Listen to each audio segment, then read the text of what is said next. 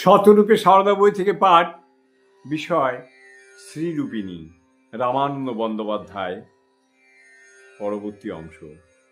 জয়রামবাটিতে মায়ের বাড়ির উঠানে ইটের টুকরো, খোলামকুচি ইত্যাদি অনেক সময় পড়ে থাকে। ভক্তরা চলাফেরা করে তার উপর দিয়ে খালি পায়ে রাত্রে সবাই ঘুমিয়ে পড়লে সারদা লণ্ঠনের আলোতে ইটের টুকরো, খোলামকুচি তুলে উঠান পরিষ্কার করে রাখেন। তার এই সুগোপন সেবাশ্রী সকলের অগোচরেই থেকে যেত।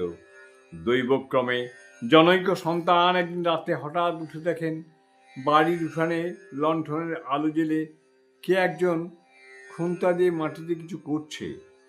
কৌতূহল বসে কাছে গিয়ে দেখেন তিনি আর কেউ নয়, স্বয়ং মা, তাদের মা সারদা। অবাক হয়ে সন্তানটি জিজ্ঞেস করলেন, এসব কি করছো মা? তুমি এত রাত্রিরে?